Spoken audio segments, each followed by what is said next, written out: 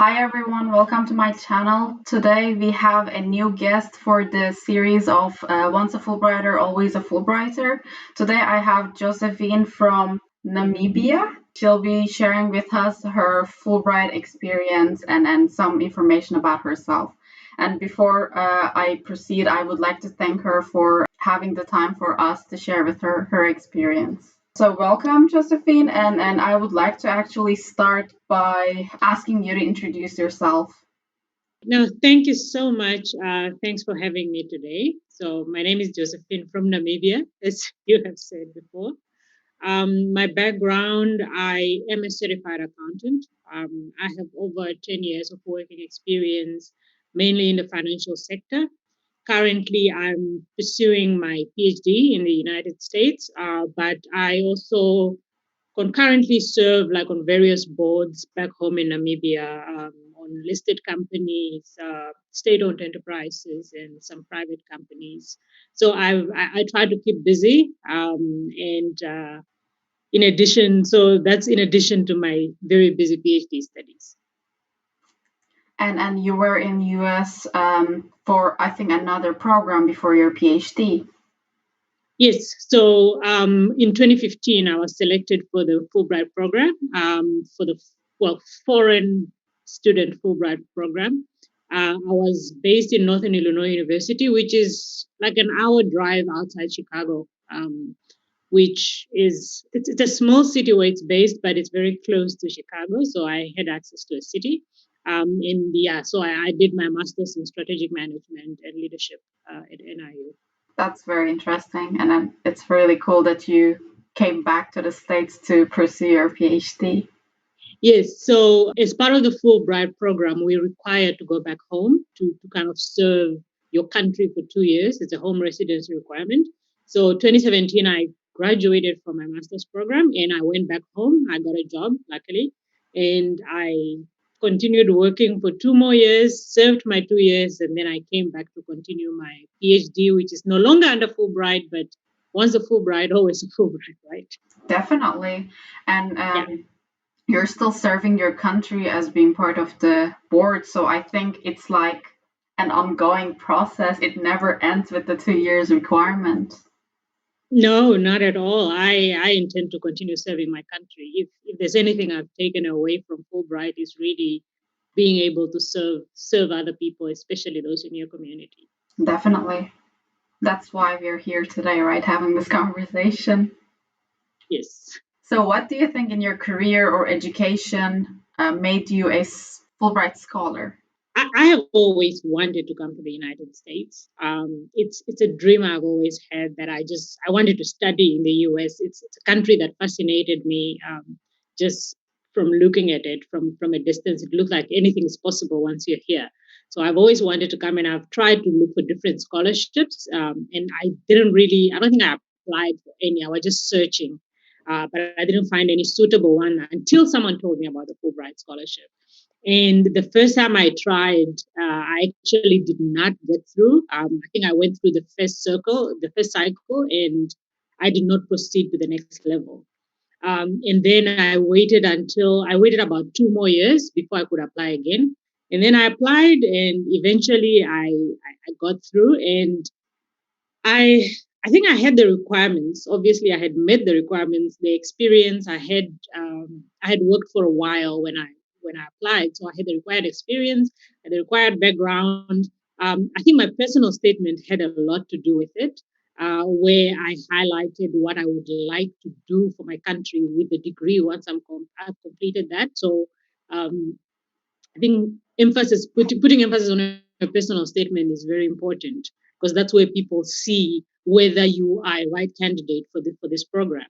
At the same time, obviously, the GRE tests and the TOEFL that you have to write, because I was up against a lot of competitive people, and in the end, it was really, I think, three of us that were selected to come for the program that year from the country, and it was competitive, but I think I strongly believe that it was my personal statement, and then in addition, the scores on the GREs and the TOEFL, and maybe the interview skills when I eventually went for an interview.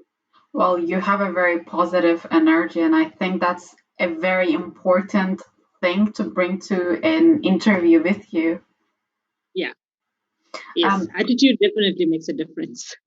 and you said you waited another 2 years to reapply. What do you think Yeah. changed in that 2 years? Would you like to share? I was just, I didn't want to apply immediately after I had not succeeded. Mm-hmm. I was like, okay, maybe there's something, maybe I need to develop myself further. Maybe there's something I need to discover about myself so that I can convince people better. And it actually worked for the best. Because then those 2 years, I worked on my personal development, and I think that made me a better candidate 2 years later because I was clearer on my goals and what I wanted to achieve, I think, other than just going to the United States.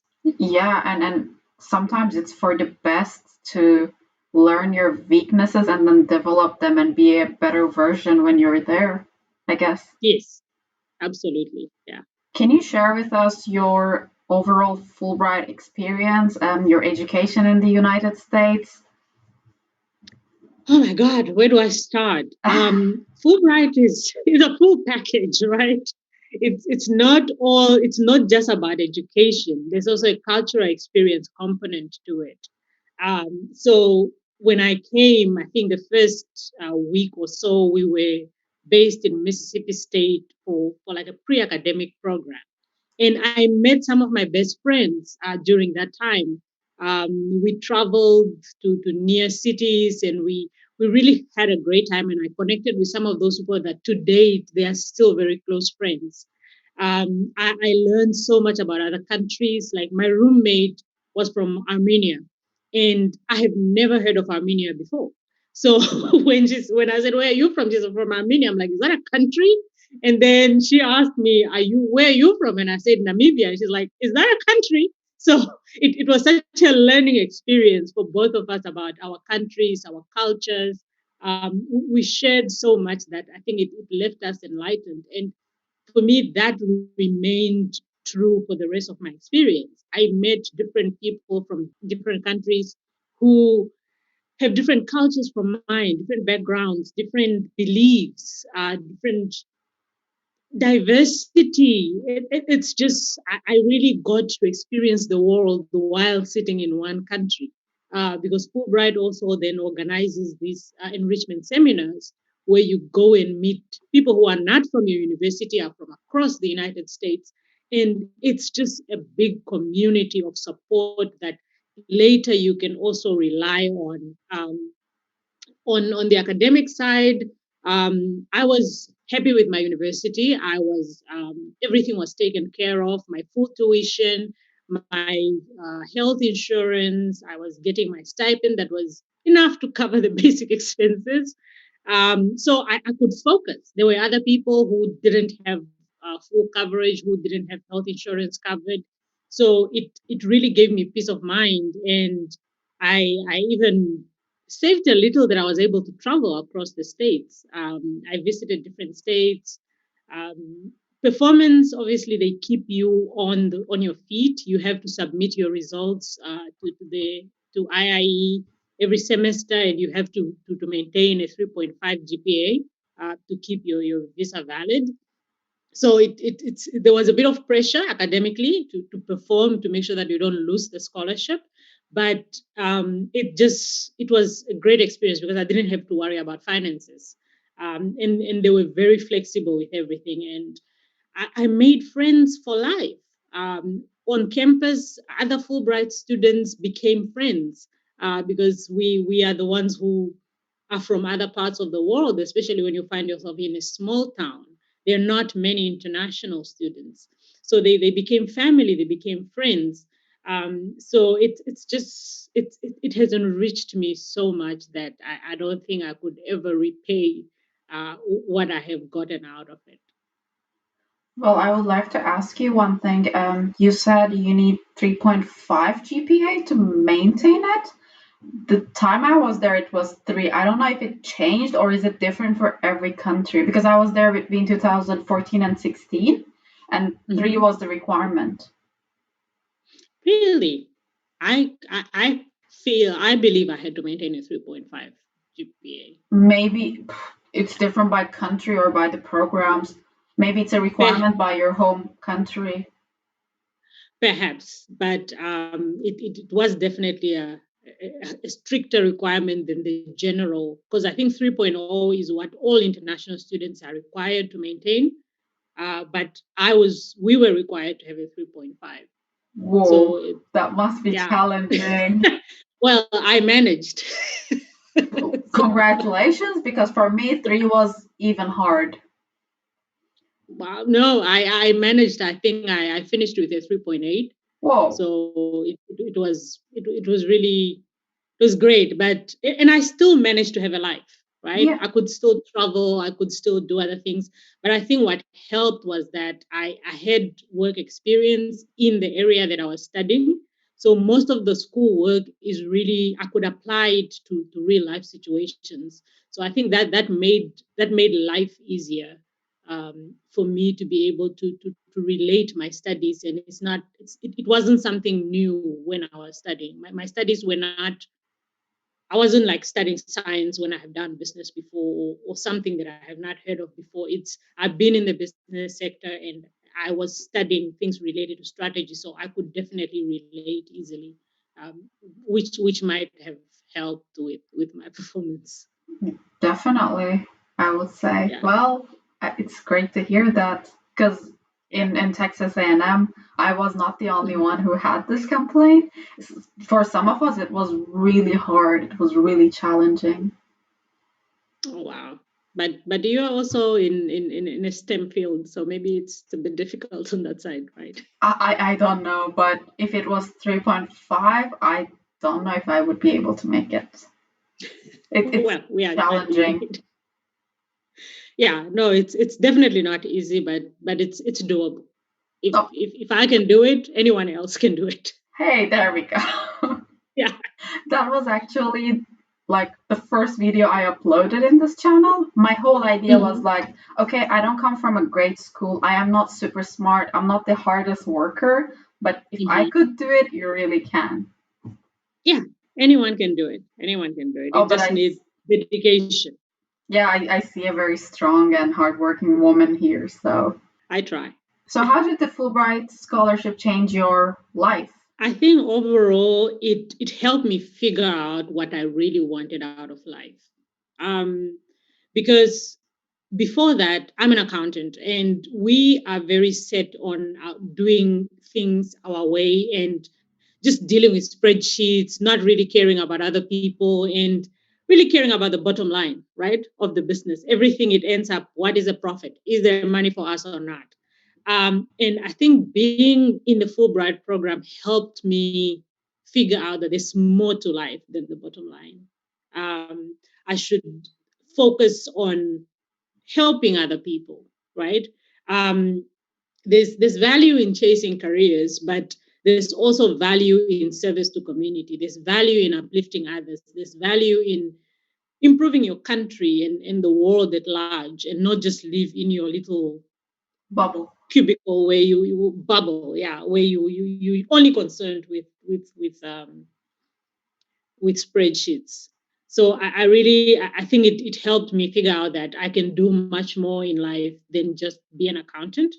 I can serve others, but it also helped me appreciate differences, because I come from a country that is 80% Christian.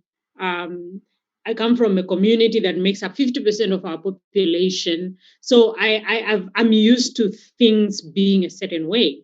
And I was not very open to many aspects of life before I came. And through Fulbright, I met different people who were very different from me. Just their beliefs, their backgrounds, their experiences. And it made me realize there's more to life than just our immediate community. And it doesn't make other people wrong or strange. They are just different. They just do things differently. They look at things differently. They believe differently. They behave differently. It doesn't make it wrong. It's just who they are. And your way of life is not the norm. That's just your way of life. There's other people there who are living completely different from you, and that's okay. So I think that really it helped me appreciate differences in human beings and just accept people for who they are, not be so judgmental, I guess. Wow, it sounded like a part from a TED talk. I mean, you were absolutely right, and that's actually what makes life beautiful, is like being still being able to be on the same page with all the differences we have. Yeah, yeah. And So I I love to see that Fulbright program is just more than an academic program. Oh yeah, I actually I maintain that the academic part of Fulbright probably formed up 40% of my experience, and I think like 60% was really the cultural experience that I got out of Fulbright. Like academic was just it was a great add-on. I'm like, oh, I'm getting out of here, and I also have a degree, but I was a much better and bigger person out of the experience than just a degree holder. Wow, I'm really impressed. So, if you were actually not selected for Fulbright scholarship, what would your Yeah. path be? I think I will just be a straight up accountant with no regard for the world or anything other than spreadsheets. I'll probably currently just be a frustrated CFO at some company, or maybe CEO. I don't know if I would have even gone that far. I would have probably just because I had gotten my accounting certification before Fulbright, so Mhm. I had that going. But it's a very narrow career path, especially in my country. There's only a certain way for you to go when you're an accountant. You end up being a CFO, and if you're lucky, a CEO. So I would have just ended up being a CFO at some company who doesn't think much about the community she operates in, caring about the bottom line. It's not a bad thing, but it's life is better when you care about much more than just the bottom line. So I think the career path would have still been okay, but it wouldn't have been as broad, I think, as it currently has potential to be. Yeah, and then you said like there is a bigger community to care about. And Yeah. actually, like once you start giving, you actually Mhm. start receiving more, and that is really beautiful to see. Oh yeah. Oh yeah. And you don't even like you just give because it became part of your nature, and things just start coming to you without even really putting in that much effort. Whereas on the other side, you will have to work really hard to receive. So giving is definitely a blessing, I might say. Well, thanks to karma. Yeah. Yes. What are your future plans? That's such a broad question. I don't know. It's the same way when people say, "What do you plan to do with a PhD?" I don't know, to be honest. But I I plan to be of service to others, and this doesn't necessarily mean me doing community work or volunteering all the time.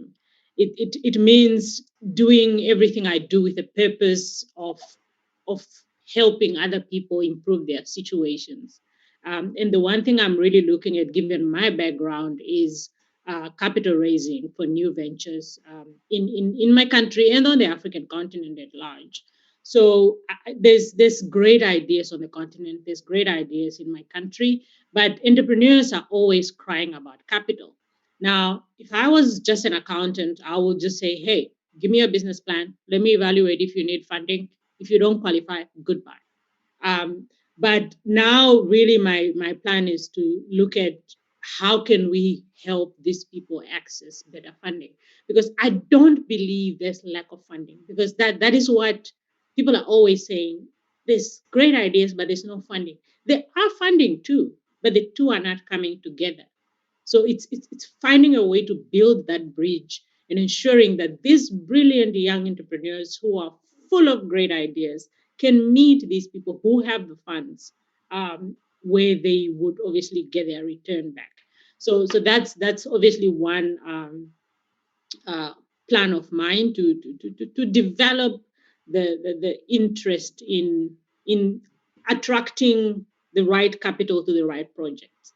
And then I'm also interested in higher education funding policy. So I'm an advocate for education. I believe that education, especially for the most of us in uh, what they call developing world, I guess, or emerging economies. Most of us from emerging economies, education is really our only way out, and our only way to social mobility. So higher education funding is a pain for many students. I was lucky to get a Fulbright scholarship. I'm lucky right now to have a PhD that's funded through an assistantship. But many people cannot pursue their dreams because there is no funding. And governments have money for other priorities, but education kind of always takes a back seat.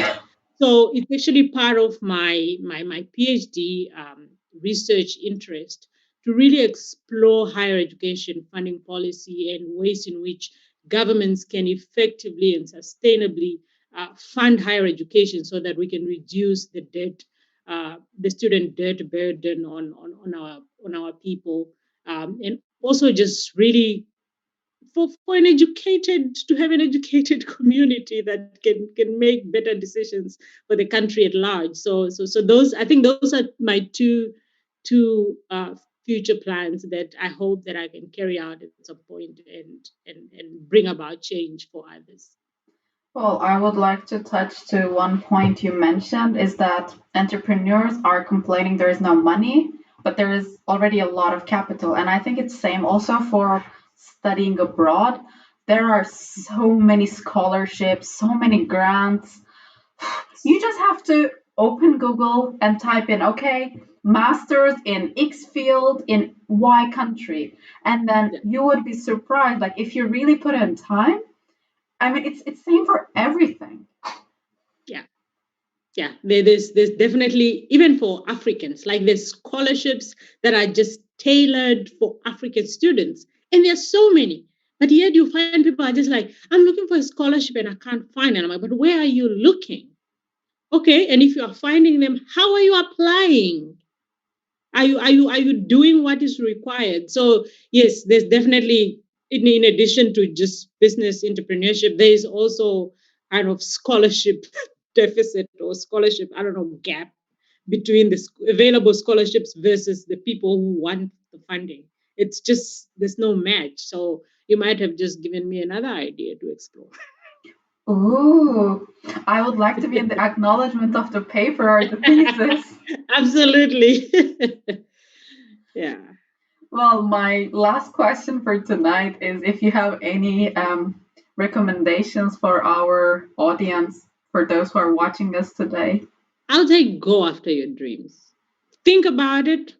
Be clear on what you want, because I believe in the power of attraction, and I know that's kind of not All everyone over. believes in that. But if you want something, you have to visualize it before you really realize it. So be clear in your mind. Take time if you need to. Over a holiday, take a break. I go to the beach. It helps me think. It clears my mind, and really try to see what it is that you want and put in the energy. You have to do the work. There are no shortcuts, because there's people who would say, oh, I want to go study in the United States. Okay, what are you doing about it? Are you talking to people who could refer you like I was referred? Because I kept searching, but it wasn't until I spoke to someone who knew about it who said, hey, so don't keep it a secret. Share with people who could help you, but put in the work. I used to spend hours after work. I would sit in the office for 3 more hours just researching universities and scholarships and what. Eventually, one came out. The time that goes in and what comes out may not always look fair, but you have to put in the work. And once you're there, enjoy the ride. It's fun. Make the best of it. Don't come to the United States on a Fulbright and lock yourself in a room. It's go and explore. I think I've been to almost 30 states now. Whoa. Just and most of it I've really seen while during my 2 years in Fulbright.